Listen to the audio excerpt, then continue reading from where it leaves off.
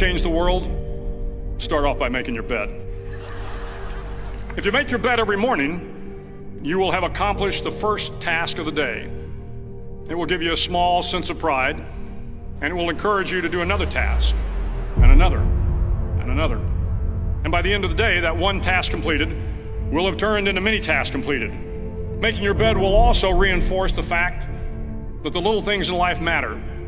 If you can't do the little things right, you'll never be able to do the big things right.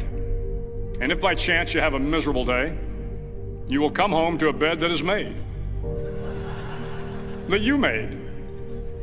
And a made bed gives you encouragement that tomorrow will be better. To pass SEAL training, there are a series of long swims that must be completed. One is the night swim. Before the swim, the instructors joyfully brief the students on all the species of sharks that inhabit the waters off San Clemente. They assure you, however, that no student has ever been eaten by a shark, at least not that they can remember. But you are also taught that if a shark begins to circle your position, stand your ground. Do not swim away. Do not act afraid. And if the shark, hungry for a midnight snack, darts towards you, then summons up all your strength and punch him in the snout, and he will turn and swim away. There are a lot of sharks in the world. If you hope to complete the swim, you will have to deal with them. So if you want to change the world, don't back down from the sharks. Over a few weeks of difficult training, my SEAL class, which started with 150 men, was down to just 42. There were now 6 boat crews of 7 men each. I was in the boat with the tall guys, but the best boat crew we had was made up of the little guys, the Munchkin crew, we called them. No one was over 5'5". The Munchkin boat crew had 1 American Indian, 1 African American, 1 Polish American, 1 Greek American, 1 Italian American, and 2 tough kids from the Midwest. They out-paddled, outran, and outswam all the other boat crews. The big men in the other boat crews would always make good-natured fun of the tiny little flippers the Munchkins put on their tiny little feet prior to every swim.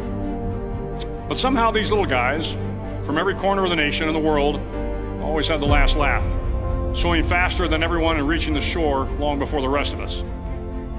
SEAL training was a great equalizer. Nothing mattered but your will to succeed, not your color, not your ethnic background, not your education, not your social status. If you want to change the world, measure a person by the size of their heart, not by the size of their flippers.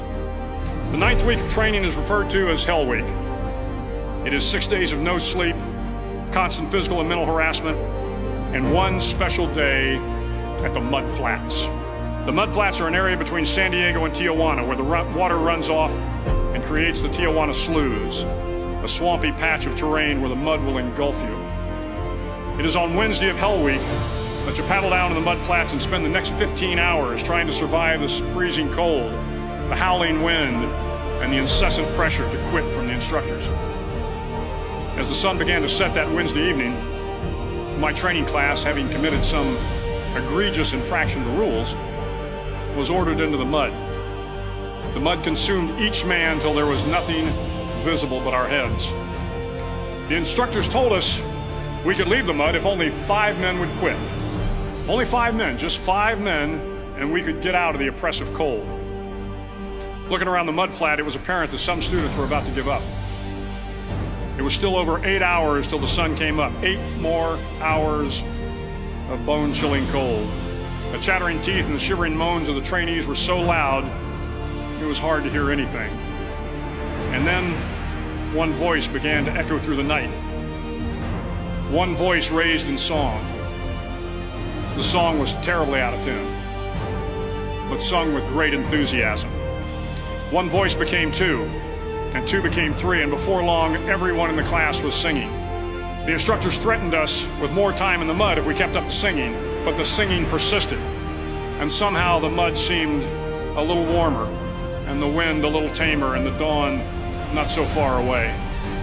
If I have learned anything in my time traveling the world, it is the power of hope.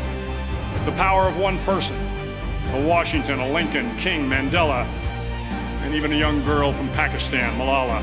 One person can change the world by giving people hope. So if you want to change the world, start each day with a task completed. Find someone to help you through life. Respect everyone. Know that life is not fair and that you will fail often. But if you take some risks, step up when the times are the toughest, face down the bullies, lift up the downtrodden, and never ever give up. If you do these things, the next generation and the generations that follow will live in a world far better than the one we have today. And what started here will indeed have changed the world for the better.